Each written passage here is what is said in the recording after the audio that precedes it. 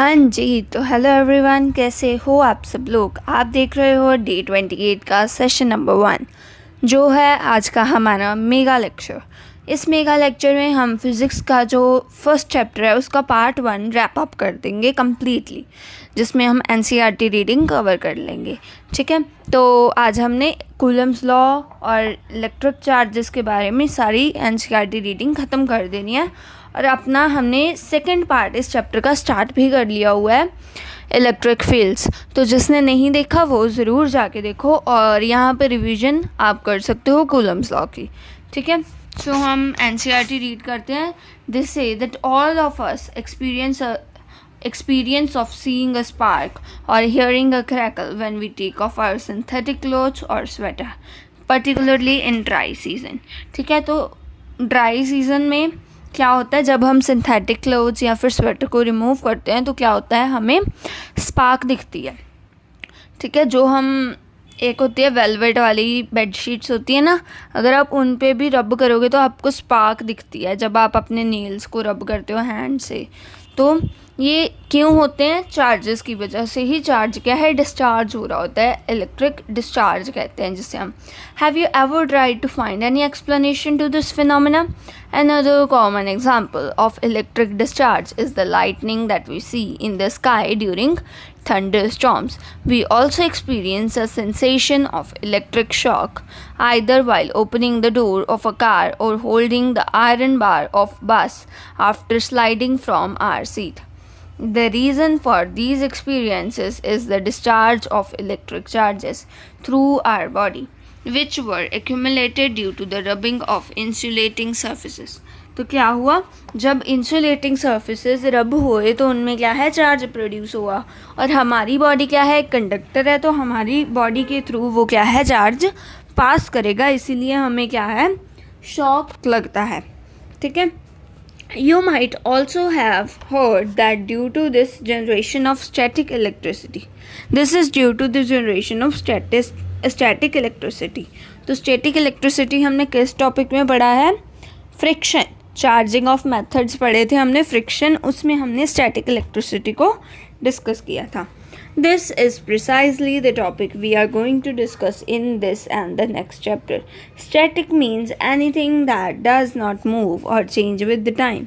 Electrostatics deals with the study of forces, fields, potentials arising from the static charges। तो यहाँ तक अब हमें बात क्या हो गई है, क्लियर हो गई है। अब देखो आगे हमें इलेक्ट्रिक चार्जेस वाले टॉपिक के बारे में बता रहे हैं। Electric charges, historically the credit of discovery of the fact that amber rubbed with wool or silk cloth attracts light objects goes to Thales of Miletus, Greece around 600 BC before Christ। तो electric charges की discovery नहीं कह सकते हम इसे, लेकिन जो हमने इस फैक्ट को डिस्कवर कर लिया था कि जब हम एम्बर को किससे रब करते हैं, वूल से या सिल्क क्लॉथ से, तो क्या होता है, जो लाइट ऑब्जेक्ट्स हैं, हल्के ऑब्जेक्ट्स हैं, वो क्या हो जाते हैं, अट्रैक्ट हो जाते हैं। ठीक है, तो ये किसने डिस्कवर किया था, थेल्स ने किया था। किन्होंने किया था, थेल्स ने। The name electricity is coined from the Greek word. ठीक है, इलेक्ट्रिसिटी ग्रीक वर्ड से आया है, इलेक्ट्रॉन मीनिंग एम्बर। ठीक है, many such pairs of materials which were known which on rubbing could attract light objects like straw, pith balls or bits of papers। ठीक है, तो कौन कौन से लाइट ऑब्जेक्ट्स को अट्रैक्ट कर सकते थे, जैसे कि स्ट्रॉ, पिथ बॉल्स और बिट्स ऑफ पेपर। जिसका तो हम एक स्केल को रब करके फिर हम पेपर के पीसेस को अट्रैक्ट भी करवाते थे, तो वो भी आप देख सकते हो, है ना।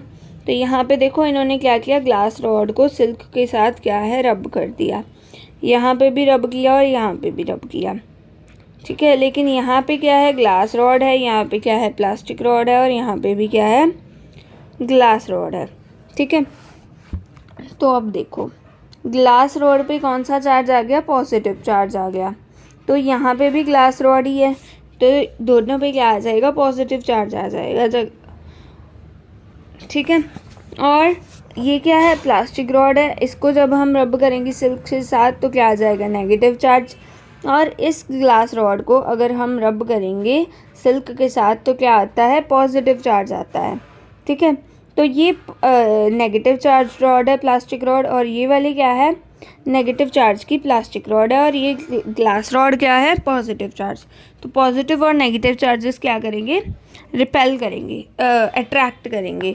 और इधर जब दोनों प्लास्टिक रॉड्स थी या दोनों ही ग्लास रॉड्स थी तो क्या हो रहा था, रिपल्शन हो रही थी बिकॉज ऑफ लाइक चार्जेस। ठीक है, तो यहाँ तक बात हमें क्लियर हो गई। आगे देखो अब, It was observed that if two glass rods rubbed with wool or silk cloth are brought together close to each other, they repel each other.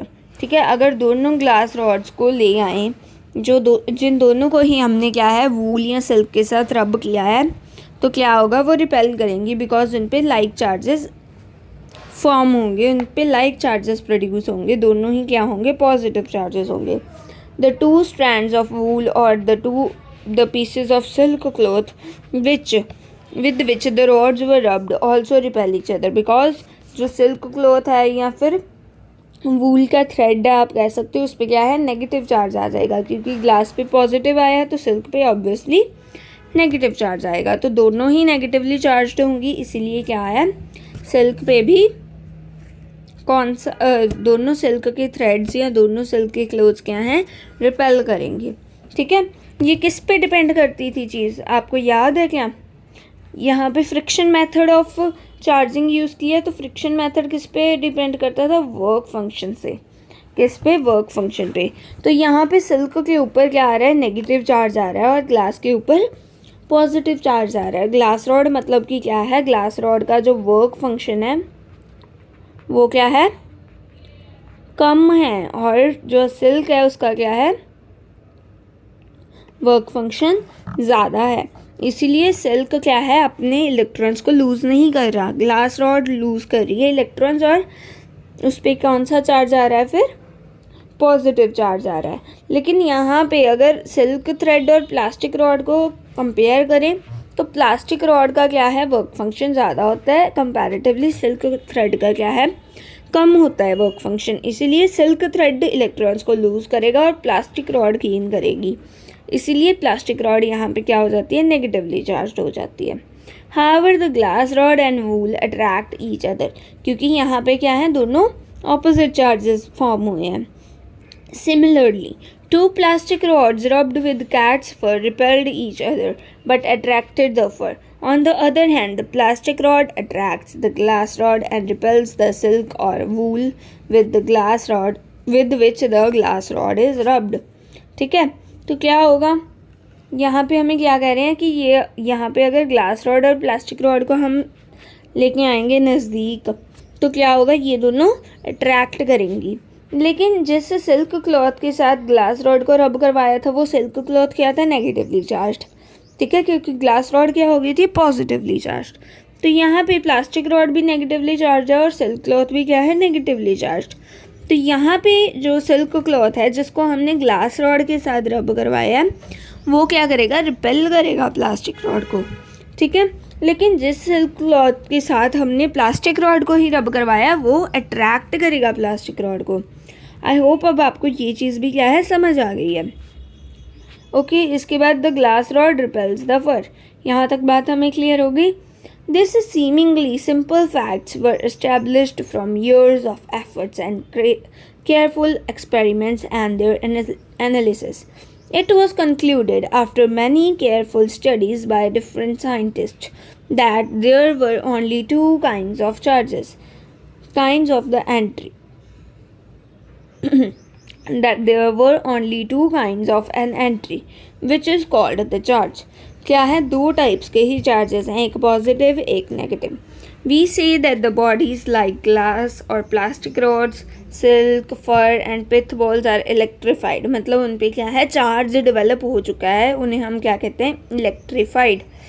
ठीक है, they acquire an electric charge on rubbing. There are two kinds of electrification and we find that like charges repel and unlike charges attract each other.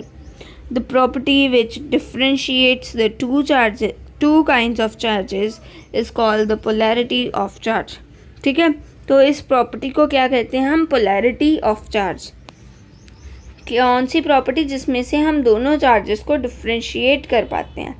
ठीक है, when a glass rod is rubbed with silk, the rod acquires one kind of charge and the silk acquires second kind of charge. This is true for any pair of objects that are rubbed to be electrified. Now, if the electrified glass rod is brought in contact with the silk with which it was rubbed, they no longer attract each other. अगर उसको contact में ले आएंगे तो वो attract क्यों नहीं करेगी, बिकॉज वो अपने चार्जेस को क्या कर लेंगी, कैंसिल आउट कर देंगी और न्यूट्रल हो जाएंगी। ठीक है,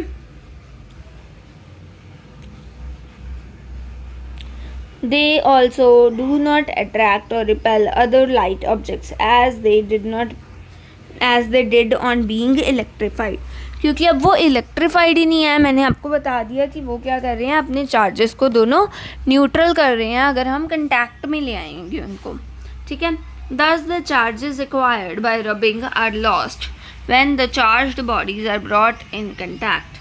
ठीक है, तो जब चार्ज्ड बॉडीज़ को हम कंटैक्ट में ले आते हैं तो चार्जेस क्या हैं, लॉस्ट हो जाते हैं, क्योंकि वो न्यूट्रलाइज कर देते हैं एक दूसरे को। What can you conclude from these observations? It just tells us that unlike charges acquired by the objects, neutralize or nullify each other's effect. Therefore, the charges were named as positive or negative by the American scientist Benjamin Franklin. ठीक है, by convention, the charge on glass rod or cat's fur is called positive, and that on plastic rod or silk is termed negative. If an object possesses an electric charge, it is said to be electrified or charged. When it has no charge, it is said to be electrically neutral. तो यहाँ तक बात हमें क्या हो गई है, clear हो गई है। बहुत ही सिंपल बातें होती हैं एनसीईआरटी में, डिफ़िकल्ट कंसेप्ट्स तो हमें करने पड़ते हैं जस्ट। ठीक है, बिकॉज उन पे क्वेश्चंस आते हैं। Okay, so a simple apparatus to detect charge on a body is the gold leaf electroscope. तो इस गोल्ड लीफ इलेक्ट्रोस्कोप को हम स्टडी करेंगे, आज ही कर लेंगे चाहे। ठीक है, तो गोल्ड लीफ इलेक्ट्रोस्कोप हमारा एक टॉपिक रह गया था, तो उसको हमने करना है। इट कंसिस्ट ऑफ एक बार इसे छोड़ देते हैं, है ना, इस टॉपिक को हम छोड़ देते हैं, एक बार समझेंगे, उसके बाद यहाँ पे रीड कर लेंगे। ठीक है, try to understand why material bodies acquire charge. You know that all matter is made up of atoms or molecules. Although normally the materials are electrically neutral, they do not contain charges, but their charges are exactly balanced. Forces that hold the molecules together, forces that hold the atoms together in a solid, the adhesive force of glue, forces associated with the surface tension, all are basically electrical in nature. ठीक है, तो ये जो सारे forces की बात कर रहे हैं वो सारे क्या हैं, इलेक्ट्रिकल फोर्सेस हैं। जैसे हम जो मॉलिक्यूल्स की बात की है उनको होल्ड टुगेदर किया, एटम्स को होल्ड टुगेदर किया, तो किसके थ्रू करते हैं, आयनिक बॉन्ड्स के थ्रू, कोवलेंट बॉन्ड्स के थ्रू। तो सारे क्या हैं, इलेक्ट्रिकल नेचर के हैं, बिकॉज उनमें हम चार्जेस को क्या हैं, न्यूट्रलाइज कर रहे हैं। जैसे HCl बना तो कैसे बना था, H पॉजिटिव था, Cl नेगेटिव था, इसलिए वो एक दूसरे के क्या है, अट्रैक्ट किया। ठीक है, और जो कोवेलेंट होते हैं उनमें इलेक्ट्रॉनिक पेयर्स बनते हैं, इसीलिए वहाँ पे क्या है, एक फोर्स आता है जो उन्हें होल्ड करके रखता है। Thus the electric force is all pervasive and it encompasses almost each and every field associated with our life. It is therefore essential that we learn more about such a force. ठीक है, to electrify a neutral body we need to add or remove one kind of charge. ठीक है, तो हम क्या चाहते हैं कि अगर न्यूट्रल बॉडी को इलेक्ट्रीफाई करना है, मतलब कि चार्ज्ड बॉडी में कन्वर्ट करना है, तो क्या करेंगे, या तो उसमें से इलेक्ट्रॉन्स को रिमूव कर देंगे या फिर इलेक्ट्रॉन्स को गेन कर लेंगे। तो क्या कहा है, वी नीड टू ऐड और remove one kind of charge. तो अभी इनको पता नहीं है कि हम सिर्फ इलेक्ट्रॉन्स को ही गेन या लॉस कर सकते हैं, तो वो कह रहे हैं चाहे पॉजिटिव चार्ज को गेन कर लो या लॉस कर लो, या फिर नेगेटिव चार्ज को गेन या लॉस कर लो, हमारी बॉडी क्या हो जाएगी, charge. We always refer to this excess charge और डेफिशिट ऑफ चार्ज। ठीक है, डेफिशिट ऑफ चार्ज मतलब कि loss of charge, excess charge means gain of charge. In solids, some of the electrons being less tightly bound in the atom are the charges which are transferred from one body to another। तो कौन होते हैं जो एक body से दूसरी body तक transfer होते हैं, इलेक्ट्रॉन्स। कहाँ पे, जहाँ पे वो क्या है, टाइटली बाउंड नहीं है। अट्रैक्शन का फोर्स क्या है, इलेक्ट्रॉन्स के बीच में कम है, इलेक्ट्रॉन्स और प्रोटॉन्स के बीच में। ठीक है, a body can thus be charged positively by losing some of its electrons। Similarly, a body can be charged negatively by gaining electrons। When we rub a glass rod with silk, अगर हम एक glass rod को किससे रब कर दें, silk से, some of the electrons from the rod are transferred to the silk cloth। Thus the rod gets positively charged and silk gets negatively charged। ये हमें सारी बातें बताएं, है ना। No new charge is created in the process of rubbing, क्योंकि charge तो क्या है, कंजर्व्ड है, तो नया चार्ज कैसे फॉर्म हो जाएगा, ये तो हमें पहले से पता था। Also the number of electrons that are transferred is a very small fraction of the total number of electrons in the material body. तो इसीलिए स्मॉल फ्रैक्शन है ना नंबर ऑफ इलेक्ट्रॉन्स, तो इसीलिए जो मास होगा वो बहुत कम, या तो इंक्रीज़ करेगा या डिक्रीज़ करेगा। हमने पढ़ा है जब भी कोई बॉडी न्यूट्रल से इलेक्ट्रीफाइड होती है तो अगर उस पर पॉजिटिव चार्ज आ रहा है तो क्या होता है, मास डिक्रीज़ कर रहा है। अगर नेगेटिवली चार्ज होती है बॉडी तो मास इंक्रीज़ हुआ है। ठीक है, लेकिन ये इतने स्मॉल फ्रैक्शन में होता है कि पॉइंट्स में होता है, पॉइंट्स भी नहीं कह सकते आप, क्योंकि 10⁻⁻⁴ क्या है, -19 चार्ज है। और अगर हम इलेक्ट्रॉन के मास की बात करें तो -31 है। 10⁻⁻31 इंटू 9.1 कितना छोटी वैल्यू है मास की। तो अगर आप केजेस में देखोगे आपको कुछ भी नहीं लगना कि मास में कोई डिफरेंस ही नहीं आया, लेकिन बहुत स्लाइट डिफरेंस आता है। ठीक है, यहाँ तक बात क्लियर होगी। इसके बाद आ गया अपने पास conductors and insulators. Some substances readily allow passage of electricity through them, others do not. Those which allow electricity to pass through them easily are called conductors। They have electric charges, electrons that are comparatively free to move inside the material। Metals, human and animal bodies and earth are conductors। ठीक है, most of the non-metals like glass, porcelain, plastic, nylon, wood offer high resistance to the passage of electricity through them। तो जब हम इसमें ना electric current वाला chapter पढ़ेंगे, electric current, ठीक है, तो वहाँ भी आपको रेजिस्टेंस, कंडक्टेंस और रेजिस्टेंस के बारे में समझ आएगी बात।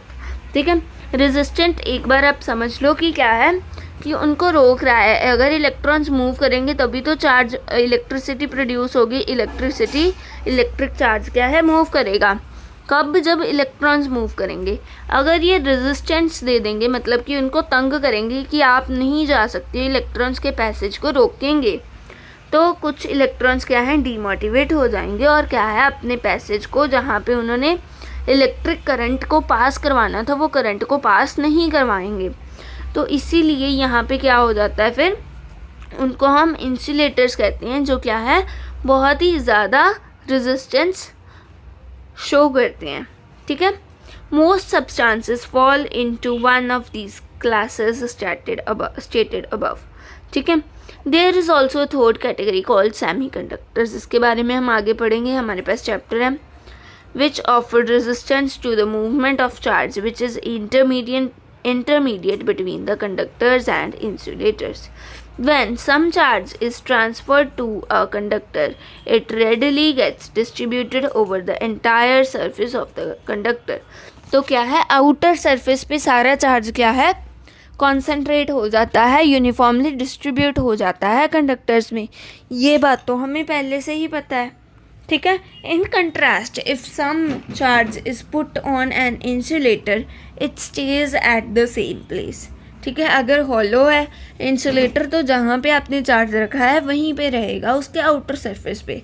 अगर हॉलो नहीं है, सॉलिड इंसुलेटर है, तो कहाँ पे जाएगा चार्ज? जहाँ पे रखा है। सेंटर पे रखा है, सेंटर पे ही रहेगा। आउटर सरफेस पे रखा है, आउटर सरफेस पे ही रहेगा चार्ज। ठीक है।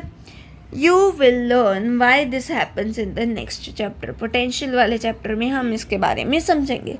This property of the materials tells you why a nylon or plastic comb gets electrified on combing dry hair or rubbing, but a metal article like spoon does not. क्या कहा है हमने? हमें कि इस प्रॉपर्टी से ही हमें पता चलता है कि कोई मटेरियल किस तरीके से इलेक्ट्रीफाइड होता है। कोई तो जैसे कि ड्राई हेयर को कॉम्ब कर दें हम, तो क्या है, रबिंग की वजह से, फ्रिक्शन की वजह से चार्ज प्रोड्यूस हो जाएगा। लेकिन मेटल आर्टिकल पे क्या है, रबिंग की वजह से कोई चार्ज नहीं प्रोड्यूस होता। The charges on the metal leak through our body to the ground as both are conductors of electricity. However, if a metal rod with a wooden or plastic handle is rubbed without touching its metal part, it shows a sign of charging. तो यहाँ तक बात हमें clear हो गई। ये हमें यहाँ पे गोल्ड लीफ इलेक्ट्रोस्कोप ही शो किया गया है। ओके, ये भी गोल्ड लीफ इलेक्ट्रोस्कोप है। ठीक है। अब हम बात करेंगे बेसिक प्रॉपर्टीज ऑफ चार्ज की। ठीक है। We have seen that there are two types of charges, namely positive and negative, and their effects tend to cancel each other. Here we shall now describe some other properties of the electric charge. If the sizes of charged bodies are very small as compared to the distance between them, we treat them as point charges. ठीक है। All the charge content of the body is assumed to be concentrated at one point in space. तो सबसे पहले क्या है, additive nature है, इसके बाद कंजर्वेशन ऑफ चार्जेस आ जाएगा। ठीक है। एडिटिव नेचर में हमें क्या कह रहे हैं, we have not as yet given a quantitative definition of a charge. हमने कोई भी क्वांटिटेटिव डेफिनेशन की तो बात नहीं की ना, उसके मैग्नीट्यूड की, चार्ज की कोई भी हमने बात नहीं की है। ठीक है। We shall follow it up in the next section. We shall tentatively assume that this can be done and proceed. हम यहाँ पे बात क्या कर रहे हैं कि चार्ज का मैग्नीट्यूड होता है, इस चीज़ को हमने समझना है। इसके बारे में बात कब करेंगे, कंजर्वेशन ऑफ चार्जेस के बारे में नेक्स्ट टॉपिक में। ठीक है। If a system of charges contains 2 point charges Q1 and Q2, the total charge of the system is obtained simply by adding algebraically A1 plus Q1 plus Q2. That is, charges add up like real numbers और like they are scalars.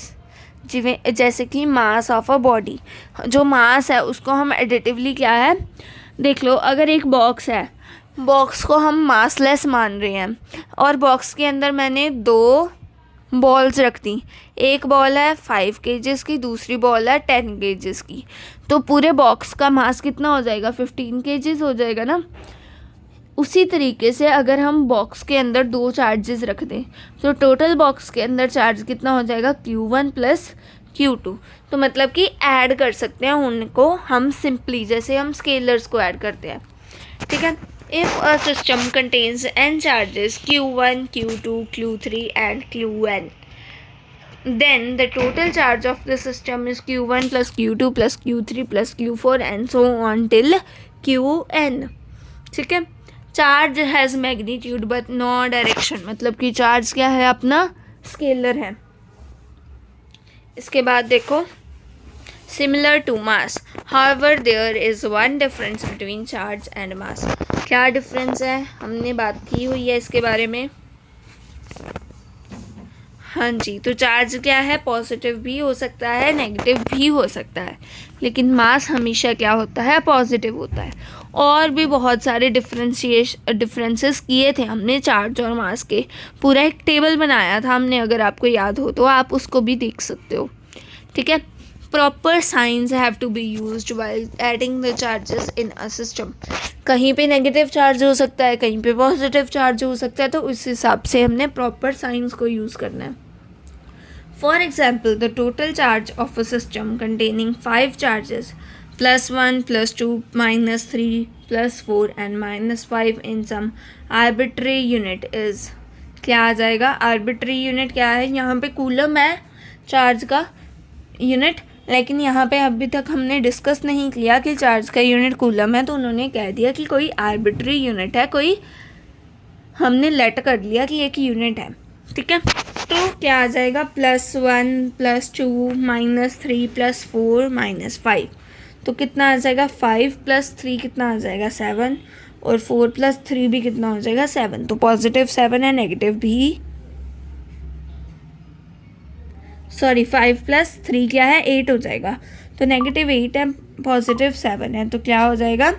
-1 in the same unit. कौन सा unit है? Coulomb होगा, जिसके बारे में अभी क्या कह रहे हैं, जिसको हम आर्बिट्री यूनिट कह रहे हैं, ठीक है। यहाँ तक बात हमें क्लियर हो गई। अब हमने क्या देखना है कि चार्जेस कंजर्व्ड, चार्ज क्या है अपना? कंजर्व्ड है, ओके। हाँ जी, तो अब देखो हमारा नेक्स्ट टॉपिक क्या है, 1.4.2, जिसमें हमने बात करनी है कि चार्ज इज़ कंजर्व्ड। ये भी हमें पहले ही पता है, चार्ज की प्रॉपर्टी है। We have already hinted to the fact that when bodies are charged by rubbing, there is transfer of electrons from one body to the other. No new charges are either created nor destroyed. A picture of particles of electric charge enables us to understand the idea of conservation of charge. When we rub two bodies, when one body gains in charge, the other body loses. Within an isolated system consisting of many charged bodies, due to interactions among the bodies, charges may be redistributed, but it is found that the total charge of the isolated system is always conserved. ठीक है, ये बात हमें पहले ही पता है, इस पे हमने बहुत से क्वेश्चंस भी किए हुए हैं। Conservation of charge has been established experimentally. It is not possible to create or destroy net charge carried by any isolated system, although the charge carrying particles may be created or destroyed. ठीक है, तो उन particles को हम create या destroy कर सकते हैं, लेकिन चार्ज को हम डिस्ट्रॉय नहीं कर सकते, ना ही क्रिएट कर सकते हैं। चार्ज क्या है? कंजर्व्ड है। Sometimes nature creates charged particles, a neutral turns into proton or an electron. ठीक है, कई बार क्या है, नेचर ही चार्ज्ड पार्टिकल्स को फॉर्म करता है। कई बार क्या है, न्यूट्रल जो होता है, न्यूट्रॉन है, उनको किस में कर दिया? प्रोटॉन या इलेक्ट्रॉन में। The proton and electron thus created have equal and opposite charges and the total charge is 0 before and after the creation. ठीक है, तो उन्होंने एक एग्जांपल दी है कि एक न्यूट्रॉन को हमने उसमें क्या बना दिया? एक प्रोटॉन और एक इलेक्ट्रॉन बना दिया, तो नेट चार्ज तो फिर भी कितना रहेगा? 0 ही रहेगा ना। पॉजिटिव और नेगेटिव क्या है? कैंसिल आउट हो जाएंगे। इसके बाद हमारा नेक्स्ट टॉपिक है quantization of charge. Experimentally, it is established that all free charges are integral multiples of a basic unit of charge denoted by E. Thus, charge Q on a body is always given by Q equals to NE, where N is any integer that can be positive or negative. This basic unit of charge is the charge that an electron or proton carries. By convention, the charge on an electron is taken negative. Therefore, the charge on an electron is written as -E and that on proton is +E. The fact that electric charge is always an integral multiple of E is termed as quantization of charge. There are a large number of situations in physics where certain physical quantities are quantized. The quantization of charge was first suggested by the experimental laws of electrolysis discovered by English experimentalist Faraday. ठीक है, तो quantization of charge किसने सबसे पहले suggest किया था? Faraday ने। ठीक है, it was experimentally demonstrated by Millikan in 1912। Millikan का एक्सपेरिमेंट, ऑयल ड्रॉप एक्सपेरिमेंट, तो आपने पढ़ा भी हुआ है किसमें? एटॉमिक स्ट्रक्चर वाले चैप्टर में, और हम फिजिक्स में भी पढ़ेंगे इसको लास्ट वाले चैप्टर्स में.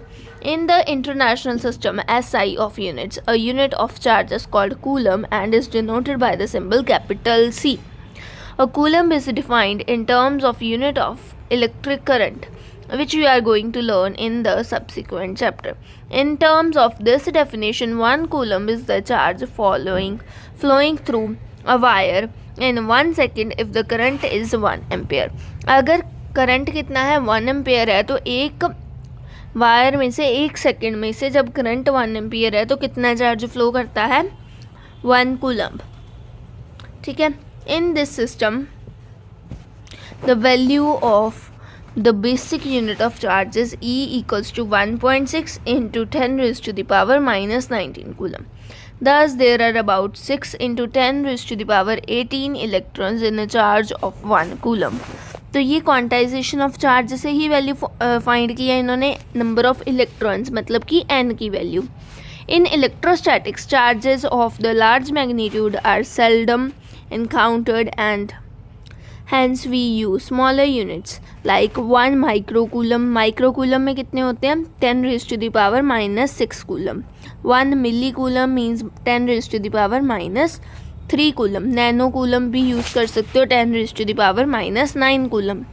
ठीक है. एंगस्ट्रॉम भी यूज़ कर सकते हो आप, तो वो डिपेंड करता है. ठीक है. If the protons and electrons are the only basic charges in the universe, all the observable charges have to be the integral multiples of e. तो स्मॉलेस्ट चार्ज क्या होगा? ई ही होगा, चाहे पॉजिटिव चाहे negative. Thus, if a body contains n1 electrons and n2 protons, the total amount of charge on the body is n2 into E plus n1 into minus E. ठीक है. या फिर आप सीधा लिख सकते हो E को कॉमन निकाल के. Since n1 and n2 are integers, their difference is also an integer. Thus, the charge on any body is always integral multiple of E and can be increased or decreased also in steps of E. The step size E, however, is very small because at the macroscopic level we deal with the charges of a few microcoulombs.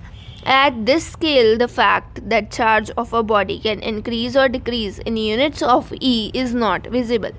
ठीक है. मतलब कि charge बहुत ज़्यादा छोटा है. हमने बात की है 1.6 into 10 raised to the power minus 19 Coulomb's है, मतलब बहुत छोटा है, तो वो विजिबल नहीं होता. ठीक है. और यहाँ पे हम बात किसकी करते हैं? मैक्रोस्कोपिक लेवल की. This situation can be compared with the geometrical concepts of points and lines, but a dotted line viewed from a distance appears continuous to us, but it is not continuous in reality, as many points very close to each other normally give an impression of a continuous line. Many small charges taken together appear to as a continuous charge distribution. At the macroscopic level, one deals with charges that are enormous compared to the magnitude of charge E. ठीक है. A charge of magnitude, say 1 microcoulomb, contains something like 10 raised to the power 13 times the electronic charge. तो ज़्यादा बड़ी value है ना, तो हम इसीलिए माइक्रोकूलम्स को यूज़ करते हैं. At this scale, the fact that charge can increase or decrease only in units of E is not very different from saying that charge can take continuous values. Thus, at the macroscopic level, the quantization of charge has no practical consequence and can be ignored. अगर हम macroscopic की level की बात करें तो हम इस property of charge को इग्नोर कर सकते हैं, बिकॉज चार्ज की वैल्यू बहुत ज़्यादा छोटी है.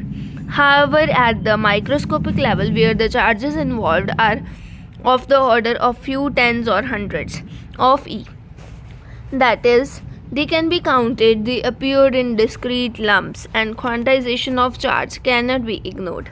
तो सिंपल सी बात है. अगर आपको इस पैराग्राफ में कुछ भी नहीं समझ आए ना, इतनी बात समझ लो कि मैक्रोस्कोपिक लेवल पे आप स्किप कर सकते हो क्वांटाइजेशन वाले कॉन्सेप्ट को. मतलब कि जो चार्ज है वो फ्रैक्शन में हो सकता है, लेकिन नंबर ऑफ़ चार्ज्ड पार्टिकल्स कभी भी फ्रैक्शन में नहीं हो सकते, नंबर ऑफ़ इलेक्ट्रॉन्स. ठीक है. एन की वैल्यू कभी भी फ्रैक्शन नहीं हो सकती, वो हमेशा इंटीजर होगी. सेकेंड पॉइंट, मैक्रोस्कोपिक लेवल पे हम क्वांटाइजेशन ऑफ चार्ज को स्किप कर सकते हैं, इग्नोर कर सकते हैं, लेकिन माइक्रोस्कोपिक लेवल पे इसे इग्नोर नहीं कर सकते। सिंपल सी 2 पॉइंट्स थे। It is the magnitude of scale involve that is very important. तो ये 2 क्वेश्चंस हैं, ये आपके लिए होमवर्क में और कंसेप्ट फाइल्स में आपको शॉर्ट्स की फॉर्म में इनके आंसर्स मैं ज़रूर प्रोवाइड कर दूंगी आज ही। और कूलम्स लॉ को हम नेक्स्ट लेक्चर में कर लेंगे एंड एक मेगा लेक्चर की फॉर्म में मैं अपलोड कर दूंगी आपको फिर कंबाइन करके। So till then stay tuned, bye bye and don't forget to like, share and subscribe. Bye bye. हाँ जी, तो हेलो एवरीवन, आप देख रहे हो डे 29 का session number 2 only on the champion eagle. और आज के इस लेक्चर में हम एनसीईआरटी रीडिंग जो हमारा फर्स्ट पार्ट था, फर्स्ट चैप्टर ऑफ फिज़िक्स का कूलम्स लॉ, उसको हम ख़त्म कर देंगे आज। तो हमारा लास्ट टॉपिक बचा था एनसीईआरटी रीडिंग में कल कूलम्स लॉ, तो उसे हम कर रहे हैं आज कंटिन्यू और दोनों लेक्चर्स को कंबाइन करके एक मेगा लेक्चर भी अपलोड हो जाएगा। सो अब स्टार्ट करते हैं। इसमें से सेकंड एग्जाम्पल की तो आपको ज़रूरत नहीं है एज सच, लेकिन इसको भी हम ज़रूर सॉल्व करेंगे। और फर्स्ट एग्जाम्पल बहुत इंपॉर्टेंट है, तो इसे तो सॉल्व ज़रूर ही करेंगे। आपको शॉर्ट्स में इन दोनों के सॉल्यूशंस मिल जाएंगे। ठीक है, तो स्टार्ट करते हैं कूलम्स लॉ से। Coulomb's law is a quantitative statement. अब क्या है, ये क्वांटिटेटिव स्टेटमेंट है। पहले हमने जो भी सारी कल बातें की थी, चार्ज की प्रॉपर्टीज़ की थी, वो सारी क्या थी, क्वालिटेटिव थिंग्स थी। ठीक है, तो अब हम क्वांटिटी ऑफ फोर्स की बात कर रहे हैं between 2 point charges when the linear size of charged bodies are much smaller than the distance separating them. मतलब कि रेडियस क्या है, जो आर है, रेडियस आर क्या है, बहुत कम है as compare to the distance D. 2 bodies हैं, इन दोनों के बीच में डिस्टेंस डी है और रेडियस आर है दोनों का। तो ये जो रेडियस है वो बहुत कम है as compare to the distance between the 2 bodies. ठीक है, द साइज में भी इग्नोर कर सकते हैं उनके साइज को, and then they can be treated as point charges. Coulomb measured the force between 2 point charges and found it that it varied inversely as the square of the distance between the charges and was directly proportional to the product of magnitude of the two charges। ये हमने पढ़ा हुआ है। Just Coulomb's law की क्या है, definition है कि Coulomb's law states that the force between the two point charges, क्योंकि कूलम्स लॉ हमेशा किसके लिए एप्लीकेबल है, पॉइंट चार्जेस के लिए। तो the force between the 2 point charges depends on the magnitude of the 2 charges and inversely proportional to the square of distance between them. ठीक है, thus if 2 point charges q1 and q2 are separated by a distance r in vacuum। अब vacuum की बात की है because हमने dielectric constant के बारे में पढ़ा था। ठीक है, तो डाइलेक्ट्रिक कांस्टेंट क्या है, मीडियम के साथ साथ चेंज होता जाता है। के जो हमारा यहाँ पे कूलम्स कांस्टेंट है वो भी क्या है, फिर चेंज होता जाता है। इसीलिए क्या है, जो फोर्स है वो भी क्या है, चेंज हो जाता है अगर मीडियम चेंज हो। ठीक है, the magnitude of the force F between them is given by F is equals to K Q1 Q2। इसका क्या लिया हुआ है, मोड लिया हुआ है, मतलब कि हमने मैग्नीट्यूड लेना है upon r square. How did Coulomb arrive at this law from his experiments. तो ऐसे क्या किया उसने कि उसको ये लॉ मिल गया। Coulomb used a torsion balance. Torsion balance क्या होता है, देखो यहाँ पे, torsion balance is a sensitive device to measure the force.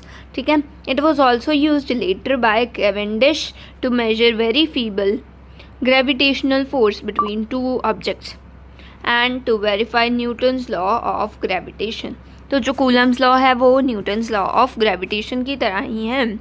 Just gravitational constant जो है वो रिप्लेस हो जाता है कूलम्स कांस्टेंट के साथ, और जो चार्जेस हैं उनको हम मास से रिप्लेस कर देते हैं। ठीक है, for measuring the force between the two charged metallic spheres when the separation between the 2 spheres is much larger than the radius of each sphere, the charged spheres may be regarded as point charges। तो क्या कहा उन्होंने, अगर radius बहुत छोटा हो और distance दोनों के बीच में बहुत ज़्यादा हो तो उन्हें हम क्या एज्यूम कर सकते हैं point charges. However, the charges on the spheres were unknown. Charges तो unknown थे, ठीक है, at the starting time. How then could he discover the relation like equation 1.1? इस relation को फिर कैसे discover किया अगर charge ही ज़ीरो, हमें पता ही नहीं था कि spheres पे कितना charge है.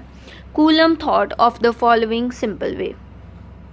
Suppose the charge on a metallic sphere is Q. If the sphere is put in contact with an identical uncharged sphere, the identical मतलब कि metallic ही होगा sphere लेकिन uncharged means neutral होगा, उस पर कोई charge नहीं होगा. The charge will spread over the two spheres. तो अब क्या है, दोनों spheres पे spread हो जाएगा because of conduction, क्योंकि हमने दोनों metallic spheres को contact में रखा है, ठीक है. तो चार्ज क्या है, दोनों स्फीयर्स पे यूनिफॉर्मली डिस्ट्रीब्यूट हो जाएगा. By symmetry the charge on the sphere will be Q/2. यहाँ तक बात हमें क्लियर हो गई. Repeating this process we can get charges Q/2, Q/4 etcetera, ठीक है. तो Q/2 आ जाएगा, फिर Q/4 आ जाएगा, फिर Q/8 आ जाएगा, Q/16 आ जाएगा. इस तरीके से अपने पास चार्जेस आते जाएंगे अगर हम इसी प्रोसेस को रिपीट करते जाएंगे. Coulomb varied the distance for a fixed pair of charges and measured the force for different separations. तो चार्ज क्या था, कम होता जा रहा था ना, और फिर क्या किया उसने, फोर्स को मेजर करने की कोशिश की टॉर्जन बैलेंस के थ्रू. तो क्या होगा, सेपरेशंस अगर फिक्स रख दें दोनों के बीच में, ओके, तो उन्होंने क्या है, फिक्स्ड पेयर ऑफ चार्जेस लिए हैं और उनके बीच में सेपरेशंस मतलब कि डिस्टेंस क्या है, डिफरेंट लेके देखा है. तो then he varied that the charges in pairs keeping the distance fixed. सबसे पहले उसने क्या किया था कि डिस्टेंस को अलग अलग रख के देखा, चार्ज सेम रखा. सेकेंड बार क्या किया, चार्जेस को डिफरेंट रखा, डिस्टेंस को क्या है, कांस्टेंट रखा. तो comparing forces for given pairs of charges at different distances, Coulomb arrived at the relation. तो आपको ये पूरी कहानी जानने की वैसे ज़रूरत नहीं थी, लेकिन हमारी NCERT में गिवन है, हमने NCERT को रीड करना था तो हमने पढ़ लिया, ठीक है. मतलब उसने किस तरीके से इस इक्वेशन को डिराइव किया, या उसे हम कह सकते हैं डिस्कवर किया, तो वो हमें सारा प्रोसेस बताया गया. Coulomb's law, a simple mathematical statement, was initially experimentally arrived at in the manner described above, while the original experiments established it at a macroscopic scale. तो ओरिजिनल जो एक्सपेरिमेंट्स थे वो क्या है, मैक्रोस्कोपिक स्केल पे experiments किए गए थे, इसलिए वहाँ पे ही क्या थे, एप्लीकेबल था कूलम्स लॉ. लेकिन इसके बाद अब क्या है, सब एटॉमिक पार्टिकल्स पे भी क्या है, कूलम्स लॉ एप्लीकेबल है. Coulomb discovered his law without knowing the explicit magnitude of the charge. उसे मैग्नीट्यूड भी नहीं पता था चार्ज का, जस्ट उसने डिवाइड करके रखी गया कि चार्ज क्या है, डिक्रीज़ होता जा रहा है, हाफ, फिर 1/4, फिर 1/6, इस तरीके से, ठीक है. तो आगे देखो, Coulomb discovered his law without knowing the explicit magnitude of the charge. In fact, it is the other way round. Coulomb's law can now be employed to furnish a definition for unit of charge. तो unit of charge क्या आ जाएगा, ठीक है, तो उसे हम find कर सकते हैं. Coulomb equation 1.1, K is so far arbitrary. We can choose any positive value for K. The choice of K determines the size of the unit of charge. तो जो K की वैल्यू हम चूज़ करेंगे वो क्या है, यूनिट ऑफ चार्ज का क्या है, साइज़ को डिटरमाइन करेगी, चार्ज के यूनिट के साइज़ को डिटरमाइन करेगी. In SI units, the value of K is about 9 × 10⁹ Newton meter square per coulomb square. The unit of charge that results from this choice is called coulomb which we defined earlier in section 1.4। तो यहाँ तक बात हमें क्या हो गई है, clear हो गई है। ओके सो हाँ जी, आगे देखो। अब putting this value of k in equation 1.1, we see that q1 equals to q2 equals to 1 coulomb and r is the distance between the two charges, which is equals to 1 meter. That is, 1 coulomb is the charge that when placed at a distance of 1 meter from another charge of the same magnitude in vacuum experiences an electrical force of repulsion of magnitude 9 into 10 raised to the power 9 Newton's. तो यहाँ तक बात हमें क्या हो गई है, clear हो गई है। 1 coulomb is evidently too big a unit to be used. In practice, in electrostatics, one uses smaller units of charge like microcoulomb, nanocoulomb, and so on, millicoulomb। ठीक है, ये क्या है, मिली है, means 1 into 10 raised to the power -3 coulombs। ये क्या है, micro है, means 10 raised to the power -6 coulombs। The constant k in the equation 1.1 is usually put as k is equals to 1/4 pi epsilon naught for later convenience, so that the Coulomb's law is written as 1/4 pi epsilon naught and साथ ही multiply कर देंगे q1 by q2, q1 into q2 upon में r square। Epsilon naught is called the permittivity of free space। The value of epsilon naught in SI units is 8.85 into 10 raised to the power -12 coulomb square Newton -1 meter -2। तो यहाँ तक बात हमें क्या हो गई है, अब क्लियर हो गई है। आगे देखो, ये हमें यहाँ पे जस्ट फोर्सेस ही बताए गए हैं कि अट्रैक्टिव फोर्स होगा या रिपल्सिव फोर्स होगा, यहाँ पे इस तरीके से। ठीक है, तो इसके बाद देखो, since force is a vector it is better to write Coulomb's law in the vector notation. क्योंकि फोर्स एक वेक्टर क्वांटिटी है, तो कूलम्स लॉ के थ्रू जो फोर्स हम इलेक्ट्रोस्टैटिक फोर्स डिफाइन कर रहे हैं उसे भी कैसे लिखना चाहिए, वेक्टर नोटेशन में लिखना चाहिए। Let the position vectors of charges q1 and q2 be r1 and r2 respectively, seen figure 1.3a।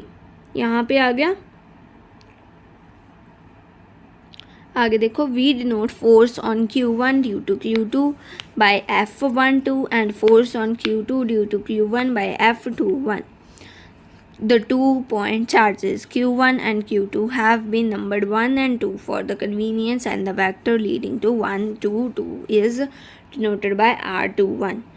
ये हमने सारा डेरिवेशन अच्छे से की हुई है, स्टेप बाय स्टेप की हुई है अपने लेक्चर्स में, तो हम इसे स्किप कर सकते हैं। ठीक है, सो हम एट लास्ट इस कंक्लूजन पे पहुंच रहे हैं। ठीक है, तो यहाँ पे हमने क्या किया था, आर कैप की वैल्यू पुट कर दी थी, तो नीचे क्या आ गया था, r21 का स्क्वायर आ गया था, और ऊपर क्या आ गया था, r21 वेक्टर आ गया था। इस तरीके से r21 वेक्टर अपॉन में r21 क्या हो गया, एक सेकेंड,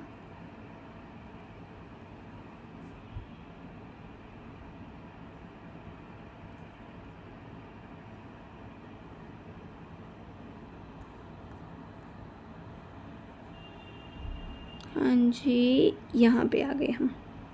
ठीक है, तो क्या है, r21 बाय r21 कैप आ जाएगा। तो r कैप की, सॉरी यहाँ पे, हाँ जी, कैप की जगह पे यहाँ पे क्या आ जाएगा, मैग्नीट्यूड ही आना है। तो r21 वेक्टर अपॉन में r21 का वेक्टर का मॉड, या फिर आप सीधा लिख सकते हो मैग्नीट्यूड। ठीक है, तो सम रिमार्क्स ऑन इक्वेशन 1.3, ये रिमार्क्स पढ़ने बड़े ज़रूरी हैं, इनको हम पढ़ते हैं अब। Equation 1.3 is valid for a sign of q1 and q2 whether positive और नेगेटिव। तो यहाँ पे हम क्या लेंगे, साथ ही साथ साइन लेंगे, क्योंकि अगर हम फोर्स को वेक्टर बता रहे हैं तो चार्जेस का साइन लेंगे, इसीलिए हमें साथ ही फोर्स की डायरेक्शन का पता चलेगा।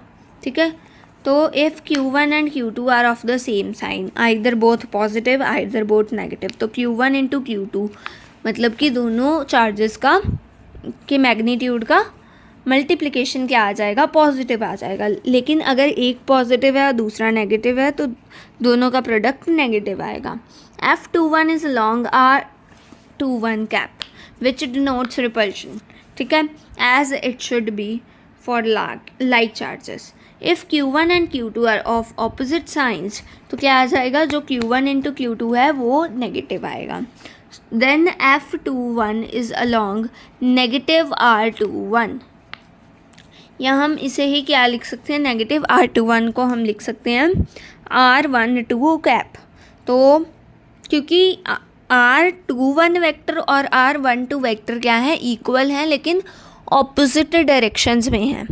ठीक है, तो इनको हम नेगेटिव लिख सकते हैं एक दूसरे का।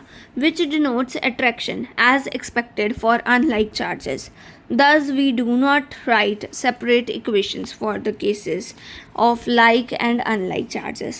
like and unlike charges के लिए हम अलग अलग equations नहीं लिखेंगे, हम सीधा जो चार्जेस हैं उनको किससे लिखेंगे, मैग्नीट्यूड के साथ लिखेंगे, तो हमें फोर्स की डायरेक्शन पता लग जाएगी एंड दैट्स वाई हमें पता चल जाएगा फोर्स अट्रैक्टिव है या रिपल्सिव है। ठीक है, equation 1.3 takes care of both cases correctly. ठीक है, the force F12 on charge 1 due to charge 2 is obtained from the equation 1.3 by simply interchanging 1 and 2. यहाँ तक भी बात हमें क्या हो गई है, क्लियर हो गई है। 1 एंड 2 को हम इंटरचेंज कर सकते हैं, 2 की जगह पे 1, 1 की जगह पे 2। ठीक है, Thus Coulomb's law agrees to the Newton's third law. ये हमने बात पहले भी की हुई है। Coulomb's law equation 1.3 gives the force between two charges Q1 and Q2 in vacuum. If the charges are placed in matter of the intervening space has matter, the situation gets complicated due to the presence of charged constituents of matter. We shall consider electrostatics in matter in the next chapter. तो इसको हम next chapter में पढ़ेंगे, deeply पढ़ेंगे, जो हमने epsilon not, epsilon M, जो epsilon M है वो मीडियम के लिए एप्साइलन परमिटिविटी है, एप्साइलन आर क्या है, एप्साइलन नॉट क्या है, परमिटिविटी इन फ्री स्पेस है, और एप्साइलन सिंपली क्या है, परमिटिविटी है। तो इसके बारे में हम डीपली अगले चैप्टर में पढ़ रहे होंगे। ठीक है, यहाँ तक बात हमें क्लियर हो गई है। अब हमारे पास कुछ एग्जाम्पल्स हैं, इनको भी हम शॉर्ट्स में ही आपको इनके आंसर्स मिल जाएंगे। आगे ये हमारा लास्ट टॉपिक है आज का लेक्चर बहुत ही मिनिएचर सा था, लेकिन या हमें ज़रूरी था ये ख़त्म करना। तो देखो, अब हमारे पास आ गया है मल्टीपल चार्जेस के बीच का फोर्स। तो यहाँ पे क्या, कौन सा प्रिंसिपल यूज़ करते हैं हम, सुपरपोजिशन प्रिंसिपल। कौन सा principle, superposition principle. The mutual electric force between two charges is given by Coulomb's law. दो चार्जेस के बीच में जो इलेक्ट्रिक फोर्स है म्यूचुअल, उसे हम कूलम्स लॉ के थ्रू देते हैं। How to calculate the force on a charge where there is not one but several charges around. जैसे यहाँ पे स्क्वायर, ट्रायंगल, पॉलीगन, हमने सारी एग्जांपल्स की हुई हैं, है ना। तो where there is not one but several charges around, consider a system of n stationary charges Q1, Q2, Q3 and so on till Qn in vacuum. What is the force on Q1 due to Q2, Q3 and so on till Qn? Coulomb's law is not enough to answer this question. Recall that forces of mechanical origin add according to the parallelogram law of addition. Is the same true for forces of electrostatic origin? ठीक है, तो क्या कह रहे हैं, जैसे हम parallelogram law से या फिर ट्रायंगल लॉ से क्या है, सारे फोर्सेस को ऐड करते थे, डिफरेंट डिफरेंट डायरेक्शंस के, तो हमें नेट फोर्स मिल जाता था। तो क्या इलेक्ट्रोस्टैटिक फोर्स के लिए भी हम उन्हीं लॉज को यूज़ कर सकते हैं? तो बिल्कुल कर सकते हैं। हम तो वेक्टर एडिशन के थ्रू ही नेट फोर्स फाइंड करते हैं, चाहे वो इलेक्ट्रोस्टैटिक हो, चाहे वो ग्रेविटेशनल हो, चाहे वो किसी और तरीके का फोर्स हो। ठीक है। Experimentally, it is verified that force on any charge due to a number of other charges is the vector sum. कौन सा सम लेना है? Vector sum. वेक्टर सम क्या होगा? जहाँ पे मैग्नीट्यूड के साथ साथ हर एक फोर्स की डायरेक्शन भी मिलेगी। Vector sum of all the forces on that charge due to the other charges taken one at a time. The individual forces are unaffected. इस लाइन को भी आप हाईलाइट कर लो, इस पूरे पैराग्राफ को हाईलाइट कर लो। The individual forces are unaffected due to the presence of other charges. This is termed as the superposition principle या फिर principle of superposition. To better understand the concept, consider a system of three charges Q1, Q2 and Q3 as shown in figure 1.5a. यहाँ पे हमें तीन charges का system दिया हुआ है, तो हमने इसको ट्रायंगल लॉ से भी कर सकते थे, लेकिन इन्होंने पैरेललोग्राम लॉ से किया हुआ है। सो इनका मेथड है ये। ओके, सो यहाँ पे आ गए। The force on one charge, say Q1, due to other two charges Q2 and Q3 can be therefore obtained by performing a vector addition of the forces due to each one of these charges. Thus, if the force on Q1 due to Q2 is denoted by F12, F12 is given by equation 1.3. Even though other charges are present. तो जो हमने पहले equation use की थी उसी तरीके से हमने अभी भी फोर्स की वैल्यू डिफाइन की है। चाहे कोई और चार्ज प्रेजेंट हो चाहे ना हो, हमें उससे कोई फ़र्क नहीं पड़ेगा। यहाँ पे देखो, अगर Q2 चार्ज की वजह से Q1 चार्ज पे कितना फोर्स आ रहा है वो F12 है, तो वो F13 पे या Q3 पे नहीं डिपेंड करेगा। सिमिलरली F13 जो है वो भी क्या है, नहीं डिपेंड करेगा प्रेजेंस ऑफ Q2 चार्ज पे। ठीक है, यहाँ तक बात हमें क्लियर हो गई। आगे देखो अब। In the same way, the force on Q1 and Q2 due to Q3 denoted by F13 is given